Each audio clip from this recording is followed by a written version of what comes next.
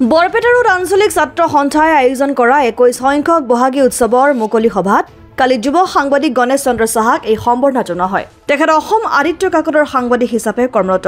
কালি তেখেতক ফুলাম গামোচা জাপি আৰু সম্বৰ্ধনা পত্ৰৰে সম্বৰ্ধনা জনাই বৰপেটা ৰোড প্ৰেছ ক্লাবৰ কাৰ্যকৰী সভাপতি অলোকেশ বায়ন, বহাগী উৎসৱৰ সভাপতি তথা বৰপেটা ৰোড আছুৰ সভাপতি অৰ্ণৱজ্যোতি শৰ্মা, বহাগী উৎসৱৰ কাৰ্যকৰী সভাপতি সুভাষ দাস আৰু সম্পাদক শিবু চৰকাৰে।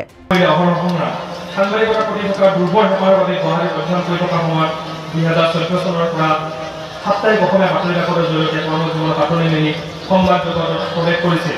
পৰৱৰ্তী সময়ত ৰাষ্ট্ৰীয় সংবাদ নৱতেজ টেলিভিছনত গ্ৰামীণ অসমৰ পৰা সংবাদ সেৱা কৰিছিল। কিছু বছৰ আন এটা ৰাষ্ট্ৰীয় সংবাদ মাধ্যম TV9 ভাৰতবৰ্ষত সংবাদ সেৱা কৰিছিল।